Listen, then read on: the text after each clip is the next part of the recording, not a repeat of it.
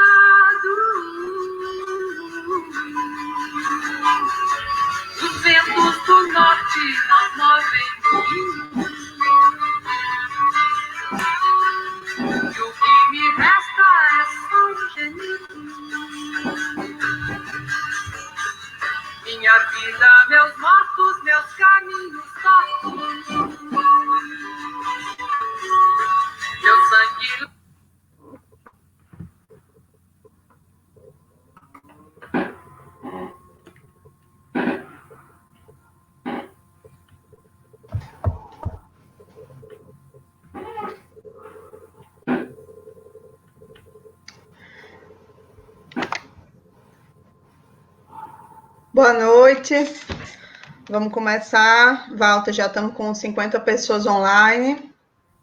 Esse é o programa Antivírus, é o programa semanal de debate de conjuntura da tendência petista Articulação de Esquerda. A gente está fazendo esse programa toda semana, toda quinta-feira, às 19 horas, para conversar sobre a conjuntura. O programa de hoje, a gente vai debater o tema frente ampla ou frente de esquerda. Desde o último programa, na última quinta-feira, esse debate cresceu o debate sobre a tática da esquerda. De um lado, tem os setores que defendem que a gente estejamos juntos de uma parte dos golpistas, com manifestos amplos, que têm tomado bastante espaço aí na grande mídia impressa e televisionada. De outro lado, setores que valorizam mais a necessidade e a importância de a gente retomar as ruas e construir uma frente de esquerda. A gente vai comentar alguns fatos marcantes nos últimos dias, basicamente na última semana, desse debate sobre frente ampla ou frente de esquerda. Vamos fazer um balanço sobre as manifestações da direita e da esquerda que aconteceram nesse final de semana. Vamos comentar sobre os 2 manifestos escritos que foram divulgados, o Basta, dos juristas, e o Juntos, que foi assinado por amplos setores. Vamos comentar um pouco também sobre o seminário Frente Ampla ou Frente de Esquerda, que aconteceu no domingo, e que resultou na divulgação de um documento intitulado Só a Luta Impedirá a Catástrofe.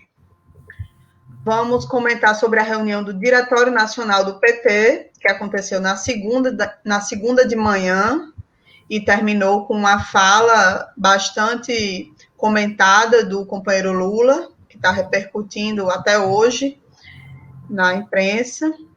Vamos comentar um pouco também sobre as entrevistas que Ciro Gomes deu nessa semana, o artigo do general Mourão, que saiu ontem, e também sobre as crescentes especulações acerca do julgamento da impugnação da chapa pelo TSE. Então, como vocês podem perceber, são vários episódios, talvez a gente não consiga fazer dentro de 1 hora, que é o tempo combinado para o nosso programa, mas vamos tentar. De toda forma, como esse é um esforço de fazer um debate que é de conjuntura, mas também não é um debate superficial, né? O esforço é esse, a gente vai tentar cumprir o horário, mas também se permitir aí, se for necessário, ultrapassar um pouco do nosso horário. Então é isso, vamos falar sobre todos esses episódios. Walter, com a palavra.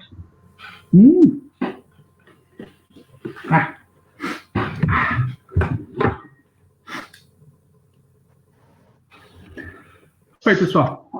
Então, boa noite a todos, boa noite a todas.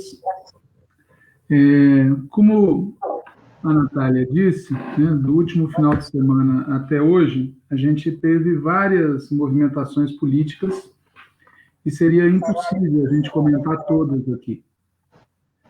Sendo assim, eu vou destacar especialmente as ocorridas no final de semana, né?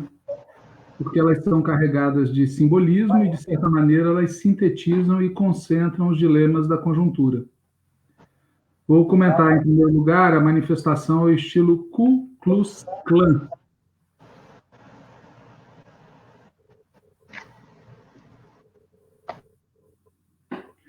A manifestação ao estilo Ku Klux Klan, que foi realizada em Brasília, com aquelas pessoas usando capuzes e tochas, né? Esse estilo, esse look, ele já seria representativo, já falaria por si em qualquer momento, né? Mas é ainda mais significativo nesse momento em que os Estados Unidos estão sendo sacudidos por manifestações antirracistas que expressam um mal-estar muito profundo no centro do mundo capitalista, né? Tanto a manifestação Ku Klux Klan quanto os 300 do acampamento não impressionam pelo número de pessoas. O objetivo é simbólico, é pôr medo. Aqui cabe lembrar que os 300 não são de Esparta, né? Os 300 de Esparta morrem ao final defendendo o desfiladeiro de Termópilas, né? Os 300 da Sarah Winter são de Gideão, né? Um episódio da Bíblia, Juízes 6. E nessa história é o povo de Deus que vence ao final os midianitas. É nessa chave que a gente deve entender o desfile que o Bolsonaro fez a cavalo e que ele mesmo divulgou por um tweet no dia 31 de maio, às 5h30, né? O tweet diz: estarei onde o povo estiver. Daí a importância não apenas política, mas também simbólica, que assume os atos antifascistas que começaram a ocorrer em vários locais do país, com destaque para a mobilização das torcidas, né? Em todos os casos, os organizadores desses atos pediram aos participantes que tomassem os devidos cuidados com a saúde pública, né? Em vários casos, enfrentaram provocadores, enfrentaram a polícia e estão sofrendo intimidação, né? Vários participantes dos atos desse final de semana foram ameaçados de diversas formas, inclusive pelas redes sociais. E é óbvio, na esquerda, como em tudo, aliás, tem um debate sobre como proceder, né? O sociólogo Luiz Eduardo Soares, por exemplo, ele publicou um texto no Facebook, fazendo um apelo a todos os que sabem o que significaria um golpe policial militar sob liderança fascista. Diz que tem sinais assustadores disso, né? Fala do artigo do Mourão no jornal Estado de São Paulo, que a gente vai comentar em seguida. Fala das declarações do procurador Aras, dizendo que as Forças Armadas poderiam, sim, intervir, né, se um poder invadisse a seara de outro. Fala que o Ives Granda está pronto para escrever a justificativa constitucional do golpe. Lembra o Eduardo Bolsonaro falando que a ruptura está decidida, a dúvida é saber quando, né? Fala do presidente Bolsonaro sobrevoando esse ato que eu acabei de comentar. E nesse momento, o Luiz Eduardo Soares diz: enquanto isso, do lado de cá, uns e outros estão melindrados com manifestos conclamando a união pela democracia, questionam suas intenções e origens, não querem ser usados por adversários que buscam se redimir de erros passados, ou seja, perderam conexão com a realidade. A gente vai voltar a esse assunto logo mais aqui no Antivírus, mas anotem aí, melindrados, né? E ele agrega: o fogo já começou a lamber seus pés. Despertem, cacete, diz o Luiz Eduardo Soares. Bom, né? Despertem, cacete, despertem, mas fiquem em casa, porque logo em seguida ele continua o texto dizendo: nessa conjuntura, movimentos sociais planejam manifestações para domingo. E aí ele faz um apelo: companheiras e companheiros, vocês não percebem que Bolsonaro está armando uma armadilha? Vocês acham que terão condições de impedir que infiltrados promovam quebra-quebra? Não terão. Não subestimem os fascistas. A P2 fez isso outras vezes. Por que não faria agora? Agitadores fascistas sabem como gerar o caos. Se vocês forem às ruas, por mais organizados que estejam, não conseguirão impedir que provocadores façam o que o Bolsonaro espera desde a posse. Veja, a questão que a gente pode perguntar para o Luiz Eduardo Soares e para quem está nos ouvindo aqui: se a gente está diante de um golpe fascista que só precisa de uma provocação, de um pretexto, se é esse o fato, o que a gente vai fazer? O Luiz Eduardo Soares diz: se isso ocorrer no próximo domingo à noite, em rede de TV e rádio, Bolsonaro dirá que, em defesa da lei, da ordem e da democracia, enviará na manhã seguinte solicitação ao Congresso para a decretação do estado de sítio. Se não houver apoio, o poder moderador das Forças Armadas se imporá, porque, afinal de contas, Brasil acima de todos, Deus acima de todos. Interventores tomarão o poder nos estados. Em lugar do Supremo, uma corte de exceção será nomeada. E nessa noite tão tenebrosa quanto previsível, as lideranças sociais e políticas não alinhadas ao fascismo serão alvos de diferentes tipos de ação. Prefiro não descrevê-las. E só então quem, à esquerda, costuma desdenhar da democracia formal e de uma Constituição que nunca chegou às classes subalternas ou aos territórios vulneráveis, vai entender que faz diferença, sim, o regime político, a tal democracia, por mais limitada e precária que seja no Brasil. E ele diz: vocês acham que eu exagero? Estou paranoico? A quarentena me fez mal? Tomara que estejam certos.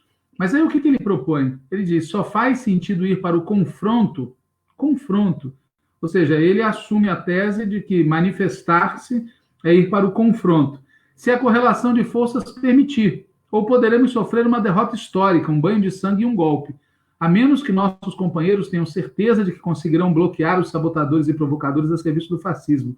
Mas quem poderia ter essa certeza? Que líder responsável poderia ter essa certeza? A pergunta que a gente deve fazer para o Luiz Eduardo Soares e para todo mundo que compartilha o ponto de vista dele é: como é que a gente vai fazer para mudar a tal correlação de forças? E mais, se eles têm a faca e o queijo na mão, como é que a conjuntura amanhã vai ser melhor do que a de hoje? A rua não é deles. Claro que tem um risco. Sempre houve um risco, né, para a esquerda. E o problema é que não fazer nada, se a gente não fizer nada, se a gente ficar aguardando que a conjuntura melhore, quem disse que não haverá risco? Quem disse que a situação não vai desandar do mesmo jeito?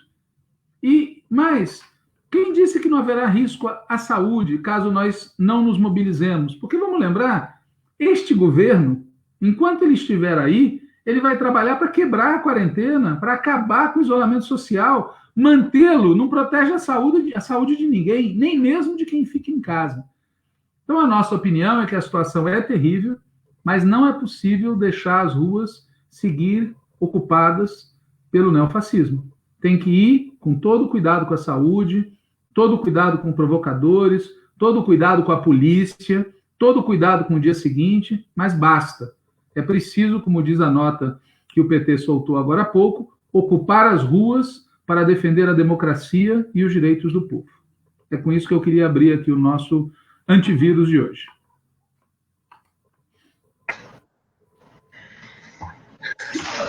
Pois é, e aí esse debate sobre frente ampla, frente de esquerda e ocupar as ruas, o que fazer concretamente, ele ganhou um destaque maior com principalmente esse manifesto intitulado Estamos Juntos.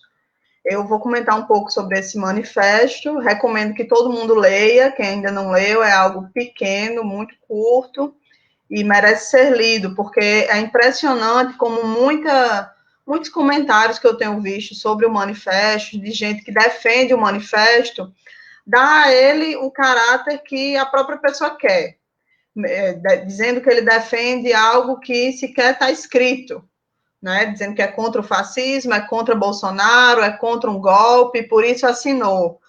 Mas não tem nada disso escrito no manifesto, né? Então é como se aderir a um texto genérico desse às pessoas a possibilidade de dar a esse manifesto o significado em espírito que cada um dos signatários deseja. Então, o pessoal da esquerda diz que é uma coisa, o pessoal da direita diz que é outra. Inclusive, eu vi um texto interessante hoje, acho que foi na Folha de São Paulo, justamente dizendo os motivos pelos quais muita gente da direita não assinou. E os motivos parecidos com os nossos, dizendo que é genérico demais, que não diz nada, que não tem nada de concreto, mas enfim.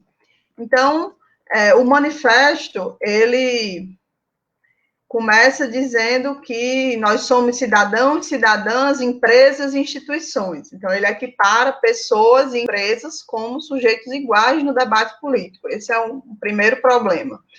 Se autoproclama como uma maioria, os signatários do manifesto, representam uma maioria que defendem a vida, a democracia e a liberdade. Mas falar de direitos que é bom, nada. Né? Falar que conteúdo tem essa democracia que se defende retoricamente, nada. Né? A gente sabe que o resto do conteúdo indica uma democracia liberal, antipovo, institucional. O manifesto o manifesto faz um clamor a lideranças institucionais. Então, clamor a governadores, prefeitos, deputados, senadores, Ministério Público, Poder Judiciário, mais um sinal de que é uma iniciativa sem povo. Como disse o presidente Lula, numa fala que a gente vai comentar mais na frente, a classe trabalhadora não está na fotografia desse manifesto. Ele também invoca que os líderes e candidatos, ou seja, candidatos às eleições, provavelmente as desse ano, deixem de lado projetos individuais de poder em favor de um projeto comum de país. Eu acho que esse é um dos trechos mais reveladores do manifesto. Primeiro, não diz quais líderes, quais candidatos devem abrir mão dos supostos projetos individuais de poder. Também não diz em favor de quem, de que se deve abrir mão. E, bom, eu acho que não seria demais a gente imaginar que é a esquerda que estaria sendo convocada a abrir mão do seu protagonismo em favor de uma direita e de um centro palpáveis para a classe dominante. É muito evidente que esse é o conteúdo do manifesto. E o conjunto dele dá vários sinais de que é isso mesmo. Tanto que fala de projeto comum, né? E mesmo com isso escrito, ainda tem no PT quem ache, quem diga que aderir a coisas desse tipo não é projeto comum. É mais ou menos assim, a gente escreve que tem um projeto comum, mas na prática a gente não tem. Só que isso lembra até fatos do passado recente, né? Quando a gente escreveu que ia fazer várias coisas que não eram o nosso projeto, mas na prática foi lá e fez. Então, é um elemento muito perigoso, na minha opinião, quando fala em projeto comum com esse tipo de embocadura. O manifesto também diz que se trata de uma frente ampla, mas essa frente ampla é em torno de quê? E aí ele elenca algumas coisas. Primeiro, valorização da política, maturidade, consciência, eficiência. Tudo isso em relação aos desmandos de qualquer governo. É algo surreal. Como assim qualquer governo? Sequer deixa nítido que está falando do governo federal. E como é que a gente vai falar em qualquer governo se o governo realmente existente é o governo Bolsonaro, Mourão, Guedes? Na minha visão, é um nítido chamamento de Bolsonaro à recomposição, inclusive, na linha do que o editorial do Globo, do mesmo dia da divulgação desse manifesto, diz explicitamente. O manifesto não diz isso explicitamente, mas o editorial do Globo diz que se Bolsonaro se domesticar, devem seguir juntos. E ainda tem quem, na esquerda, diga que essa frente serviria para tirar Bolsonaro e depois cada um segue o seu caminho. Um outro ponto do manifesto que chama atenção é que ele faz uma comparação com o movimento das diretas já. Faz essa comparação. Só que lá tinha um objetivo concreto. Aprovação de uma emenda constitucional que permitisse ao povo votar para presidente através do voto direto. Esse era o objetivo daquela frente. É óbvio que nós iríamos aceitar, toparíamos uma frente ampla em torno desse objetivo concreto, desse mesmo objetivo do objetivo das diretas já, no Brasil de 2020. Eu acho que a gente devia fazer uma frente ampla com o objetivo concreto de aprovar a PEC, que permite, em caso de impeachment ou de qualquer situação de vacância, o voto direto para presidente. Mas não é isso que o Manifesto Juntos propõe. Então, a comparação com as diretas é uma distorção proposital. A rigor, o manifesto não propõe nada de concreto quanto ao governo Bolsonaro. Nada. Um outro ponto que eu queria chamar a atenção é que, praticamente, única tentativa de dar alguma concretude que não se viabiliza no manifesto, ele fala em unir a esquerda, o centro e a direita em torno de algumas bandeiras. E aí lista quais são essas bandeiras. As duas primeiras, lei e ordem. Aí depois ele fala de política, ética, famílias, votos, ciência, verdade, respeito, valorização da diversidade, liberdade de imprensa, importância da arte, preservação do meio ambiente e responsabilidade na economia. É claro que é importante defender a vida, a ciência, a verdade, especialmente em tempos de defesa do armamentismo, do terraplanismo, em tempos de máquinas de fake news, né? Mas, fora isso, é muito sintomático que lei e ordem sejam os primeiros pontos dessa lista de bandeiras que deveriam unir a esquerda, o centro e a direita, né? E que não tenha nenhuma palavra que remeta à questão dos direitos do povo, direitos sociais, emprego. Não incluíram sequer a genérica expressão dignidade, que está incluída na Constituição como um princípio expresso. Mas o melhor é a última bandeira, responsabilidade na economia. Não faço a menor ideia do que isso significa fora de contexto. No contexto desse manifesto, a gente consegue imaginar, né? Responsabilidade de quem? Quem deve ter responsabilidade? Que tipo de responsabilidade, né? Em prol de quem? A defesa dos empregos está incluída aí nessa responsabilidade da economia?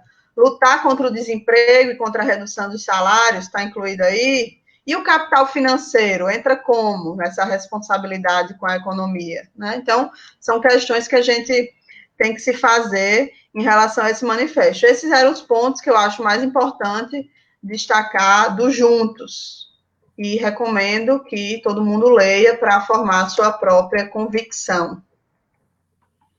Muito bem, a Natália falou do Juntos e eu quero falar do outro manifesto, que circulou também nesse final de semana passado. Um manifesto intitulado Basta, né?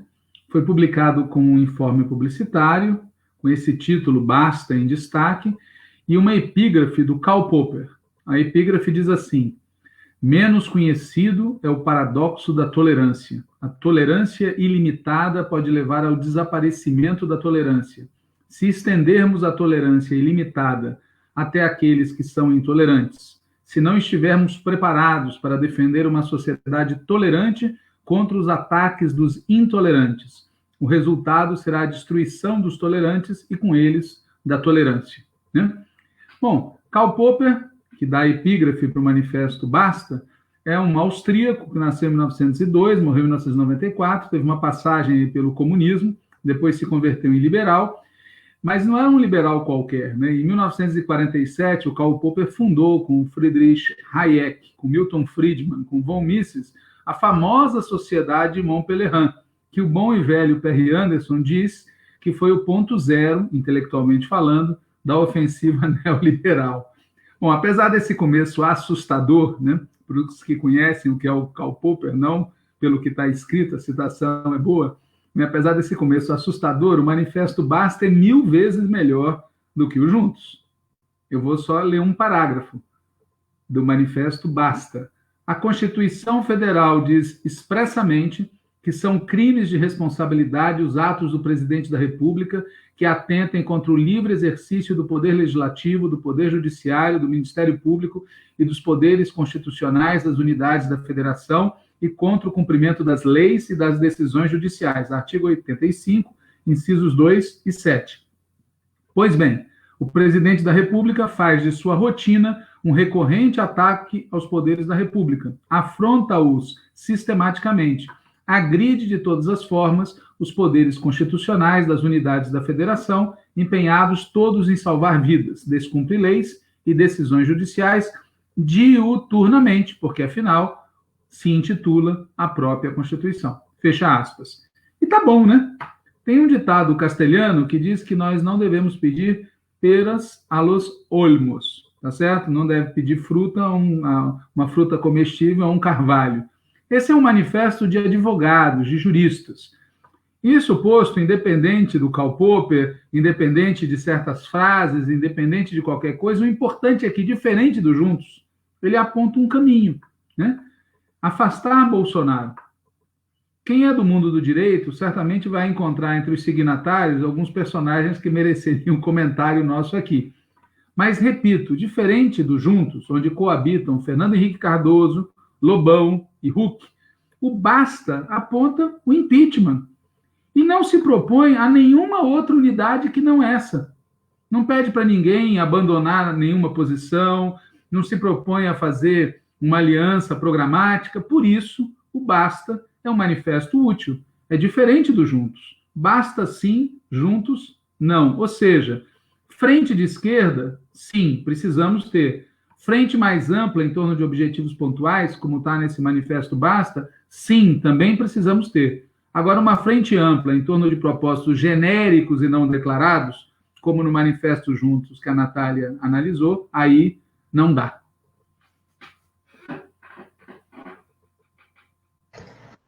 A gente debateu bastante sobre isso, né, num seminário que aconteceu no domingo, no mesmo dia do lançamento desse manifesto Juntos, um seminário intitulado Frente Ampla ou Frente Esquerda, e que resultou no documento intitulado Só a Luta Impedirá a Catástrofe. Né? Foi um seminário convocado por Walter, Breno Altman, José Genuíno e Rui Falcão, contou com a participação de algo em torno de 30, 40 pessoas, né? E está disponível no YouTube.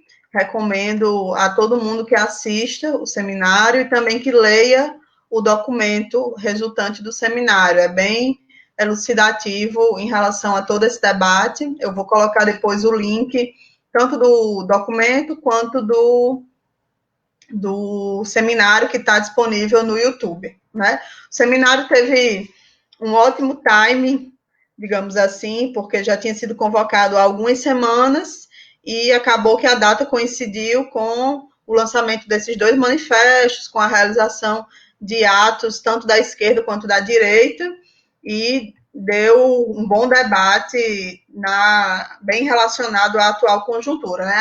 A ideia geral do seminário é pela frente de esquerda como prioridade, como o Walter disse aí no final dessa última fala dele, por uma razão muito simples, né? A direita não quer derrotar o bolsonarismo, e principalmente o programa econômico de Guedes. Então, a nossa visão é que alianças pontuais em torno de objetivos específicos com a direita, ok. Por exemplo, no parlamento, a esquerda, a oposição, tem uma aliança pontual com Alexandre Frota, na CPMI das fake news. Uma aliança concreta, com objetivos bem definidos, que pode, inclusive, ajudar na pressão pela derrubada de Bolsonaro, em razão do papel que essa CPMI pode cumprir. Ok, uma aliança específica, concreta, com um objetivo bem definido, que não se propõe a nada mais do que isso. Mas a decisão sobre qual frente deve ser instrumento dos nossos movimentos táticos, estratégicos, programáticos, aí é outra história. Né? A gente está num daqueles momentos da história que é preciso uma reviravolta estratégica. E uma frente agora precisa mobilizar, né?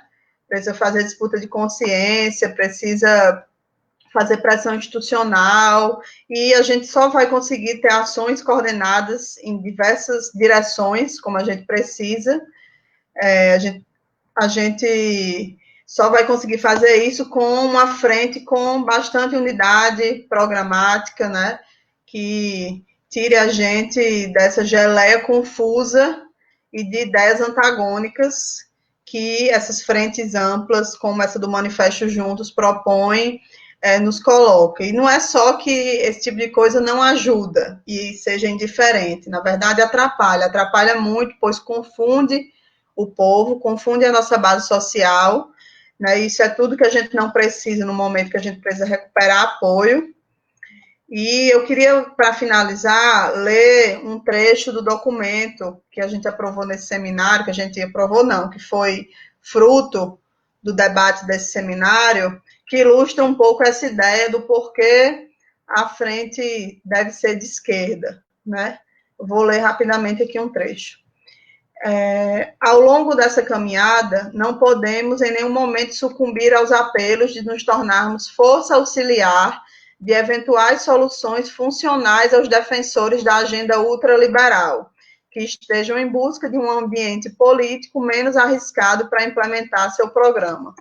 É ilusão associar-se a qualquer frente que não deixe claro seus compromissos com as condições de vida da maioria do povo brasileiro, com a reconstrução de nossa soberania, com a defesa das liberdades democráticas, com a derrota da extrema-direita e do fascismo. Como já dissemos, a experiência histórica e internacional tem demonstrado que a única maneira de deter a ascensão do fascismo é pela esquerda. Na conjuntura que vivemos, para ser amplo, é preciso ser radical. Acordos, movimentos e ações pontuais podem ser realizados com frações burguesas que colidam com o bolsonarismo e defendam, mesmo que parcialmente, as liberdades democráticas, sem, contudo, alimentar a ilusão de formar uma coalizão orgânica, permanente e estável que incorra em concessões programáticas de qualquer tipo. É essencial frisar que a democracia que defendemos só pode ser uma democracia sem a tutela dos setores populares da classe trabalhadora. Isto é, uma democracia sem vetos ao PT nem a Lula, pois isso significaria aceitar o veto à auto-organização partidária de ampla parcela dos setores populares do país. Frentes amplas que não proponham o afastamento de Bolsonaro, que não defendam o impeachment, que não defendam a soberania popular como premissa básica da democracia, que não defendam novas eleições, que compactuem com a tutela militar. Frentes com tais características não nos interessam. Ao contrário, elas nos enfraquecem, porque além de confundirem nossas bases populares, nosso limite será o de atuar segundo regras pré-definidas pelos setores dominantes. Então, eu separei esses 3 itens do texto para destacar o resumo, digamos assim, desse debate sobre a necessidade de uma frente de esquerda, e quero de novo recomendar a todo mundo que leia para subsidiar aí essa discussão. Vou colocar no link, nos comentários do link. É isso. Então, esse seminário que a Natália comentou ocorreu no domingo. Na segunda-feira de manhã, dia 1º de junho, aconteceu uma reunião do Diretório Nacional do Partido dos Trabalhadores, né? Seguindo o modelo adotado desde que começou a pandemia, a reunião teve uma parte transmitida ao vivo pela TV do Partido dos Trabalhadores. Entretanto, diferente de reuniões anteriores, essa, que foi realizada no dia 1º de junho, ela limitou-se a essa parte transmitida ao vivo, na qual falaram, entre outros, o ex-ministro da Saúde, Quioro, o governador Wellington, a governadora Fátima, os líderes Enio e Rogério, prefeitos e 2 integrantes da Executiva Nacional do PT, além do Fernando Haddad, da Dilma Rousseff e do Lula. Tivemos também, nessa reunião, a bizarra participação do economista Eduardo Moreira, né? Eduardo Moreira é alguém que foi às ruas em 2016, pediu impeachment, alguém que em 2018 atacou o Haddad, atacou Lula, atacou o PT, e que em 2020 recebeu o convite para falar sobre economia na reunião do Diretório Nacional do PT. Natália?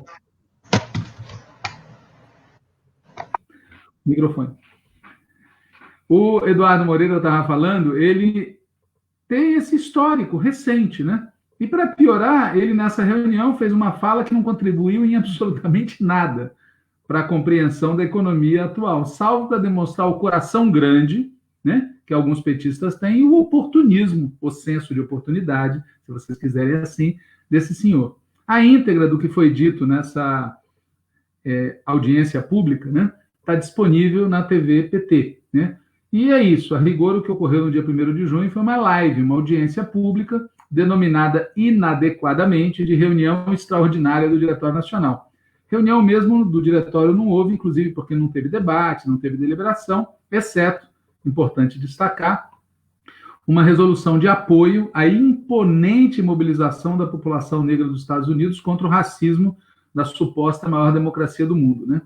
Alguns dirigentes do partido tinham solicitado que houvesse uma reunião de verdade, já que a conjuntura internacional e nacional está aquecendo muito rápido, manifestos circulando, mas foi dito por quem dirige a reunião que não era possível, que não havia horário livre para uma reunião essa semana, que uma reunião tinha que ser melhor preparada, e usaram outros argumentos ainda. Mas a realidade se impôs. O último a falar foi o Lula, e ele falou. Ele fez uma fala dura acerca dos movimentos que uma parte dos golpistas de ontem estão fazendo hoje, posando de oposição ao Bolsonaro, mas tentando manter o núcleo do bolsonarismo, ou seja, a política do Guedes, tentando comprometer o PT com uma frente ampla dirigida por eles, uma frente ampla que não fala nada claro e que não fala nada em defesa dos trabalhadores. O pano de fundo da fala do Lula, é claro, é o manifesto intitulado Estamos Juntos, né? Já comentado antes pela Natália. Não foi, como algumas pessoas imaginaram, não foi uma crítica ao manifesto Basta. Como nós aqui já dissemos, o Basta é um manifesto de foco claro, limitado no bom sentido da palavra. E, portanto, mesmo que haja signatários que mereceriam algum comentário nosso, isso é irrelevante, porque não se trata de um manifesto genérico, mas sim uma declaração a favor do impeachment. Estamos juntos, pelo contrário, não fala de Bolsonaro, não fala do fascismo, não fala da tutela militar, né? E lendo, como a Natália acabou de fazer para nós aqui, o manifesto do Juntos, não resta dúvida, o Lula estava coberto de razão no que ele disse ao final da audiência pública promovida pelo Diretório Nacional do PT no dia 1 de junho. Da nossa parte, nessa questão, como a gente falou, nós estamos juntos com o Lula, né? Evidentemente, tem muita gente no Diretório Nacional do PT e fora do Diretório Nacional do PT que não gostou. Teve até um cidadão que chegou a chamar o Lula de mesquinho, né?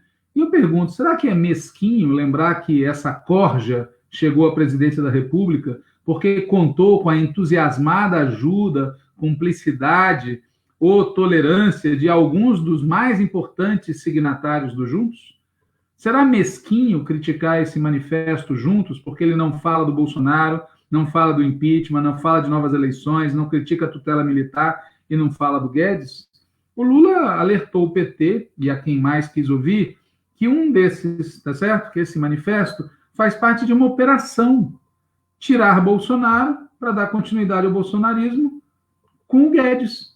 E houve, claro, né, quem acusasse o Lula de, por ter dito tudo isso, ter se tornado pequeno, né? Nós achamos que, pelo contrário, defender os interesses do país, defender os interesses da grande maioria, que é a classe trabalhadora, não tem nada de pequeno. É o essencial, especialmente para uma esquerda e para um partido que se pretenda representante da classe trabalhadora. Pois é, um dos que criticou Lula pelo que ele disse na reunião na audiência pública, né, do Diretório Nacional, foi o sempre tão lembrado Ciro Gomes. Ciro disse que ninguém do que ele chama de lulopetismo fanático o respeita, a ele, Ciro, né, manda todo mundo para PQP, diz que Lula não está bem, que Lula só aceita estar em articulações em que ele seja o dono. É bom, primeiro que é difícil mesmo respeitar um cara que no meio de uma eleição como aquela de 2018 resolve descansar em Paris. É sempre bom lembrar desse fato quando se fala de Ciro Gomes, né? Quem tem compromisso com a democracia não poderia ter ido para Paris no meio de uma luta contra alguém do tipo de Bolsonaro. Mas o fato concreto é que a formação de uma frente de esquerda, na prática, não depende do aval de Ciro Gomes, né? O fundamental sobre a frente de esquerda é que ela deve ser construída com organizações e partidos de esquerda, com representatividade na base da classe trabalhadora. Obviamente que a gente quer o PDT e Ciro numa frente, em unidade de ação contra Bolsonaro, mas uma frente com Ciro não é uma frente de esquerda. Óbvio, também tem gente no PDT que é de esquerda, são aliados, ok, né? Mas a gente também não precisa dar a esse pessoal um status maior do que o que efetivamente tem no cenário político geral, né? Não faz o menor sentido, né? O fato concreto é que não faz o menor sentido defender que o PT, Lula e a esquerda se anulem em prol de quem é programaticamente ultra confuso, praticamente não tem base social, alimenta ilusões nos militares. Eu recomendo que leiam a entrevista dele ao Estado de Minas, ao jornal Estado de Minas. As duas últimas questões sobre os militares são reveladoras das ilusões que ele tem, e só enxerga saídas institucionais, né? Ciro diz com todas as letras, a saída é o impeachment. Beleza, a gente apoia o impeachment e, inclusive, protocolamos o PT, né? Mas a saída não é o impeachment. A saída é a cassação da chapa. A saída é a aprovação da PEC das eleições diretas, que, em caso de impeachment, permite que tenha eleição direta, né? Então, ele fala de impeachment nos moldes atuais, sem continuar o raciocínio seguinte, que teria que ser o da PEC das eleições diretas. Ou seja, ele acha que é ok seguir em frente com o Mourão presidente, que na prática ele acaba defendendo, é uma frente de centro, sem o PT, obviamente, sem Lula, e subordinada à direita, que é isso que esses manifestos, inclusive, indicam, né? E isso pode se converter até numa variante do bolsonarismo, porque defender a eliminação do maior partido e da principal liderança, né? Então, eu acho que Ciro, ele segue esperneando muito, mas ele, para disputar com o PT, precisa ter mais apoio de massas, né? Mais base social. Enquanto ele não tiver, vai ser só mais um implorando agressivamente para ter lugar ao sol, porque na prática o que ele quer é que o PT abra mão do seu protagonismo para dar de mãos beijadas para ele, né? Enfim, mas de toda forma a gente acha que existindo algum alinhamento político, e existe com uma parcela do PDT, devemos sim construir algo com com quem nos respeita. Não é o caso de Ciro, no caso, né? Bom, e por falar em militares, né? A Natália estava falando que o Ciro Gomes manifesta ilusão nos militares, né? Ontem o general Mourão, o nosso vice-presidente, publicou mais um artigo. Ele está virando colunista, né? Do jornal O Estado de São Paulo, né? Esse artigo abre dizendo que apresentar as últimas manifestações contrárias ao governo como democráticas constitui um abuso. Imagens mostram o que os delinquentes fizeram em São Paulo, Rio de Janeiro e Curitiba. E registros da internet deixam claro o quão umbilicalmente ligados esses delinquentes estão ao extremismo internacional, né? Ele considera que são baderneiros, caso de polícia e não de política. E, portanto, ele não se dirige aos baderneiros nesse artigo.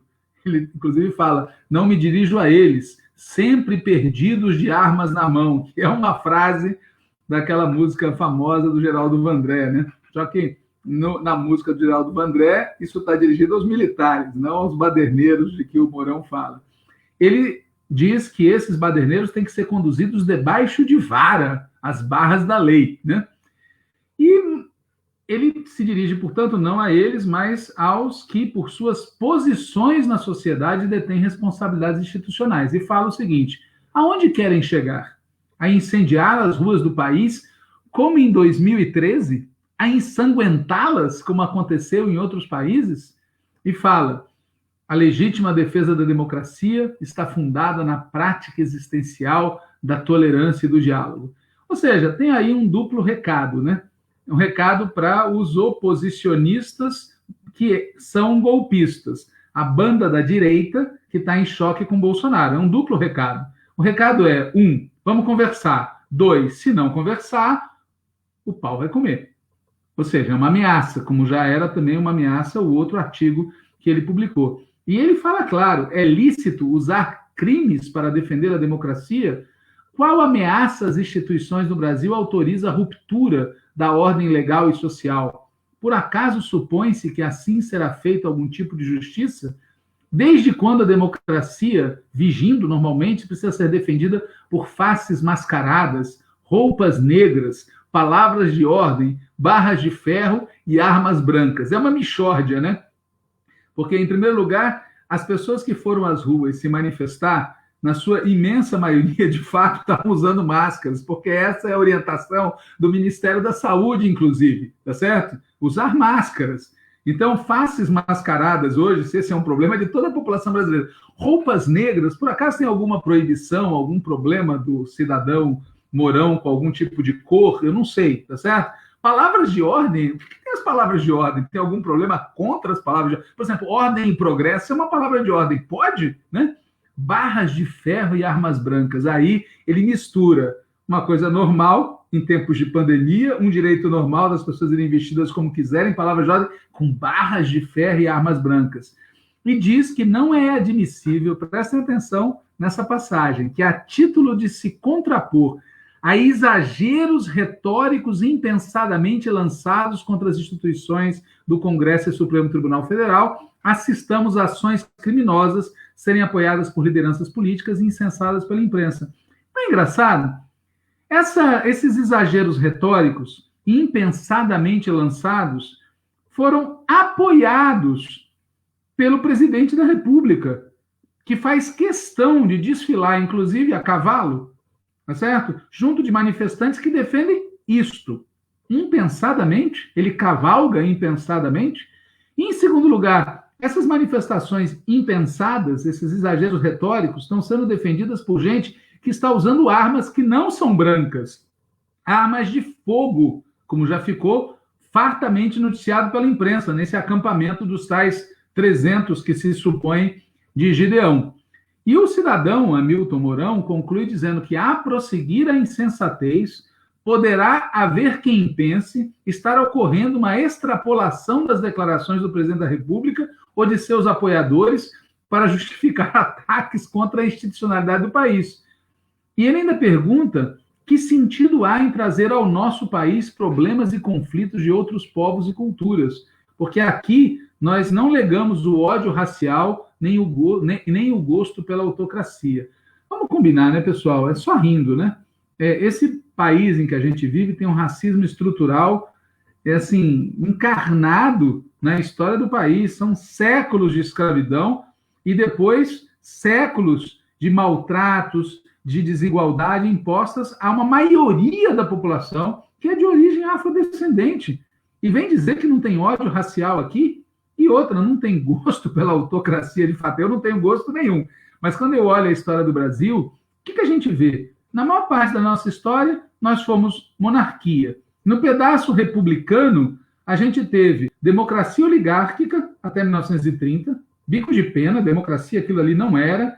Depois teve ditadura até 45, depois teve uma meio democracia, tá certo? De 47 até 64, onde, por exemplo, o Partido Comunista estava cassado e onde houve vários golpes, até o golpe que deu certo para valer, que foi de 64. E aí nós temos uma ditadura até 1985 e uma transição conservadora até 89. Ou seja, a gente não tem gosto pela autocracia, mas quando você olha a história do país, a gente percebe que esse período que veio até 2016 foi um intervalo. E o que aconteceu depois de 2016 é exatamente o retorno desta tradição, né? E não é por acaso que, junto com o golpismo, vêm as declarações racistas, inclusive, que é um paradoxo total, né, do presidente da Fundação Palmares, né?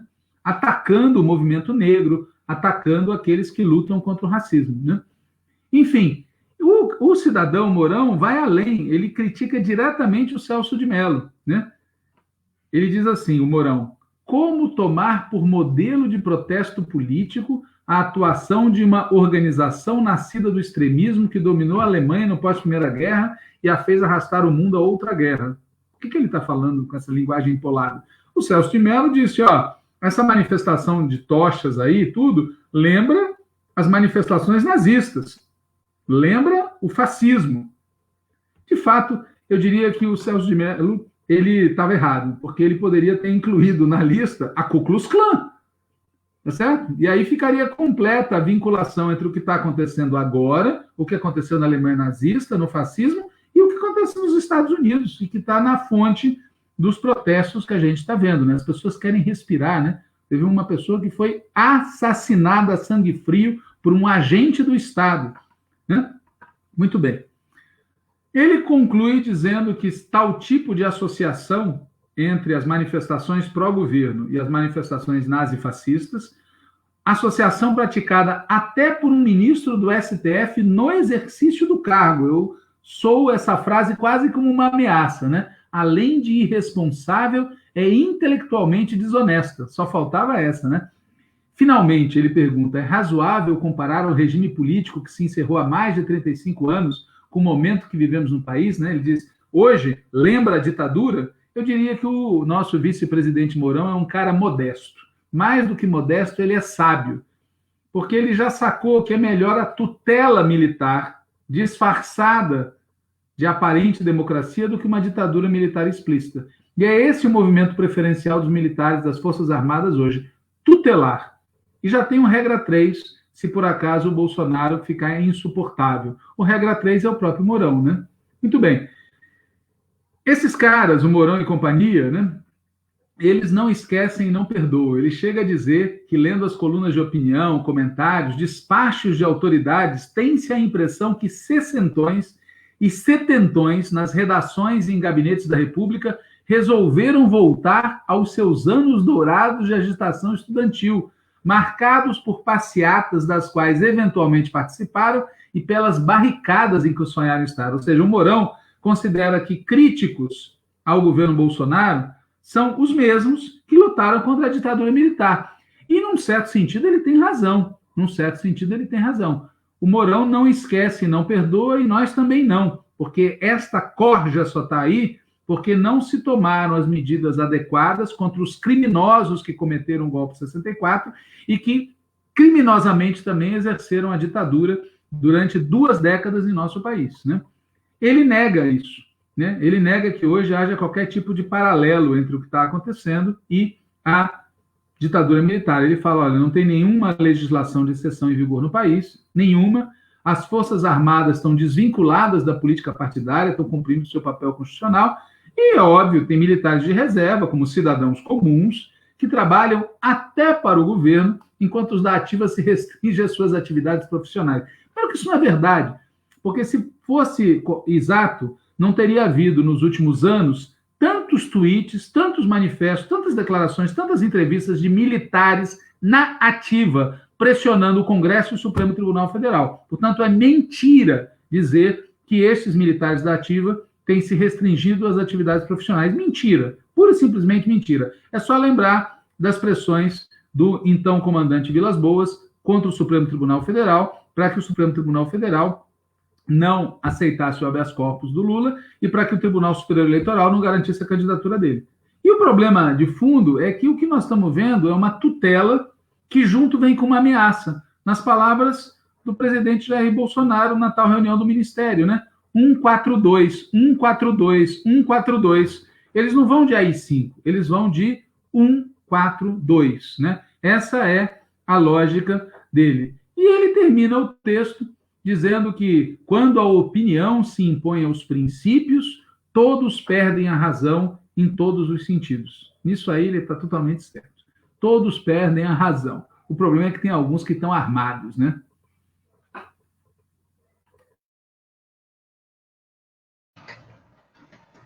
Então, gente, o último comentário para a gente encerrar aqui nosso programa de hoje que eu queria fazer é sobre a questão do TSE. É uma coisa que a gente tem acompanhado bem de perto, essa questão das ações que o TSE tem pendente de julgamento sobre a cassação da chapa. E aí, essa semana, teve a novidade que foi a inclusão na pauta do TSE de duas das, se eu não me engano, 7 ou 8 ações que tramitam lá com esse pedido da cassação da chapa, né? Essas duas que foram pautadas para terça-feira da semana que vem, então é algo que a gente deve acompanhar aí na terça, não são as do PT. Uma é de Boulos, outra de Marina Silva. São as que tratam dos ataques virtuais para derrubar uma página do Facebook chamada Mulheres contra Bolsonaro. Durante a campanha de 2018, essa página foi convertida em Mulheres em apoio a Bolsonaro, e ele, inclusive, chegou a twittar, na época, o link da página agradecendo o apoio, mas foi um ataque de hackers que derrubou a página que era das mulheres contra Bolsonaro, né? Então, como vocês podem ver, não se trata das ações mais importantes que tem lá, que são as relativas às fake news, que investigam a questão dos disparos em massa, de mensagens falsas, usando o banco de dados de forma contrária à lei eleitoral. Essas são as principais, né? Mas essas que não são essas que estão pautadas. Nessas que estão pautadas, que tratam disso que eu falei, desse grupo de Facebook, o voto do relator já aconteceu no ano passado, foi contrário à cassação da chapa, pelo arquivamento da investigação, porque entendeu que não tinham elementos para comprovar que Bolsonaro era parte lá do processo de hackeamento da página e invasão. Foi adiado o julgamento porque o Fachin pediu vistas, e agora Fachin devolveu o processo, e Barroso pautou. Mas o que se comenta é que a expectativa é que essas sejam arquivadas, então, arquivadas definitivamente, né? Mas eu acho que é importante a gente olhar bem para isso, porque o fato de elas estarem pautadas pode significar alguma coisa, né? Pode ser o judiciário colocando o pé na porta de alguma forma, pode ser uma movimentação para sentir o clima dos atos do fim de semana próximo, né? Ter uma certa carta na manga para subir o tom, dizer, tá aqui, estamos pautando. Mas pode também o julgamento pelo arquivamento ser um passo no caminho a uma certa pacificação entre executivo e legislativo, né, que tem rumores aí que está em curso e que, inclusive, Bolsonaro estaria buscando. Mas isso só o julgamento é que vai dizer se ele efetivamente acontecer, se mantiver na pauta, se ninguém pedir vista, enfim.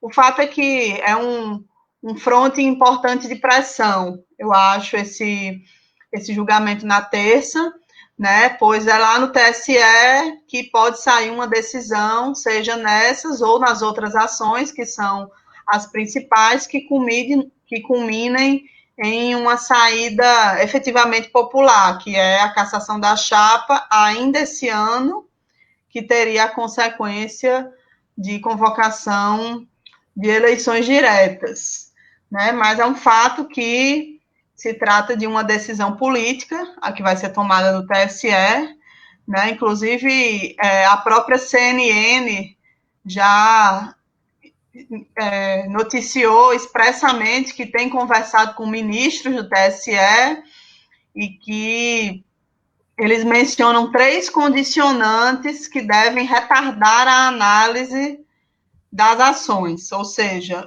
tem um indicativo de não ter ânimo dos ministros para julgar. O primeiro condicionante é sobre o compartilhamento de provas do STF para essas ações. Então, tem um julgamento marcado para o dia 10, na semana que vem também, nesse caso do STF, sobre o compartilhamento de provas do inquérito das fake news para as ações do TSE. Então, o STF vai definir se compartilha ou não essas provas, né? Segunda condicionante é se essas provas que o STF talvez compartilhe seriam suficientes para cassação, né? E o terceiro é se Barroso vai pautar ou não o julgamento. Enfim, ou seja, todas as coisas que condicionam o julgamento da ação e que dependem, obviamente, do entendimento político que o STF adotar em relação ao assunto, compartilhando ou não as provas, e que o TSE adotar em relação ao assunto,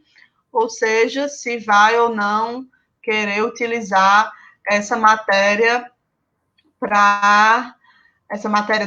do STF para engrossar o caldo das ações do TSE. Mas é bem evidente que essas ações são coisas que vão ser usadas a depender da temperatura política, digamos assim. Então, por isso é importante a gente estar acompanhando e colocar no centro das nossas pressões a pressão por um julgamento pela cassação da chapa nas ações das fake news, que são as que têm maiores elementos.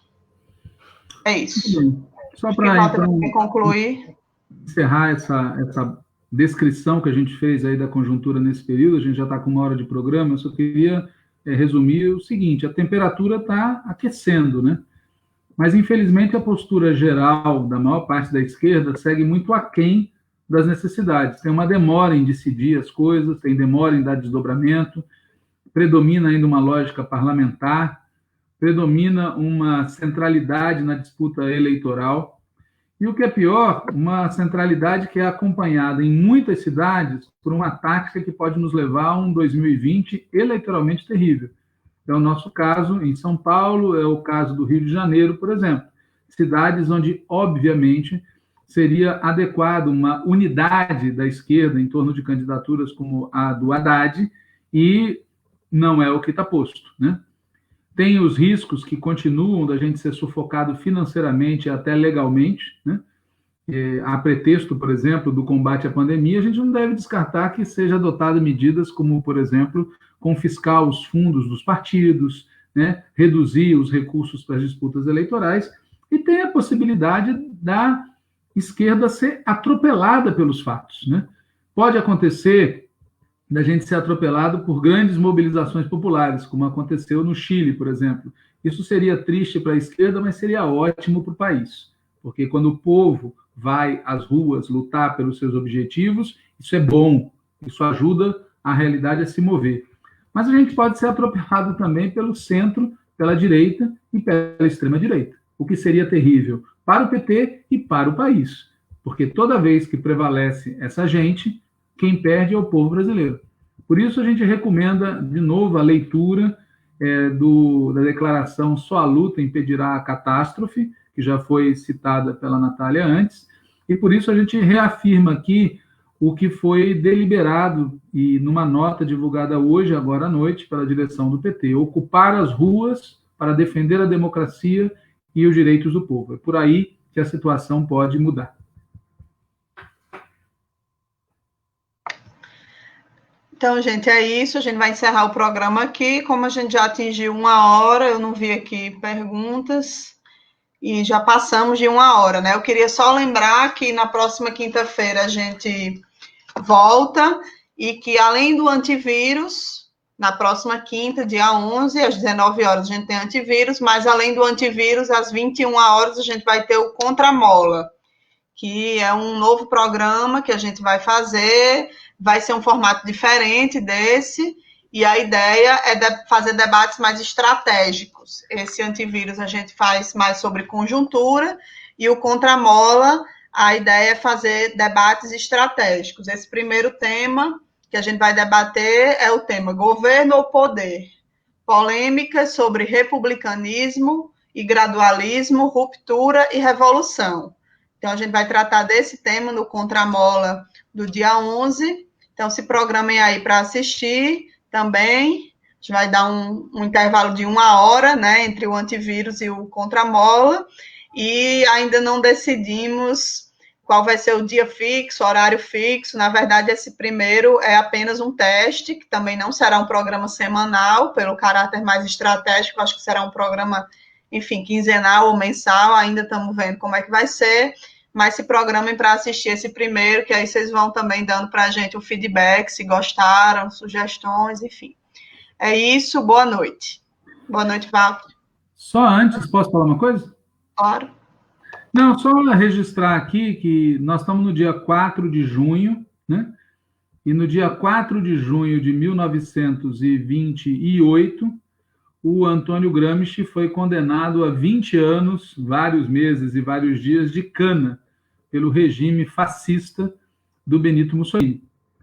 E no julgamento que o condenou a mais de 20 anos de cana, ele disse para os supostos juízes: vocês conduzirão a Itália à ruína e a nós, comunistas, caberá salvá-la.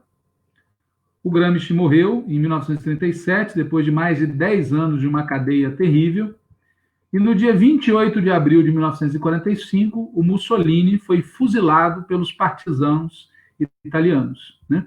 E estou citando isso porque o Gramsci tinha como adágio, né, a frase bastante famosa: pessimismo da razão e otimismo da vontade. Então, boa noite a todos e viva o Antônio Gramsci.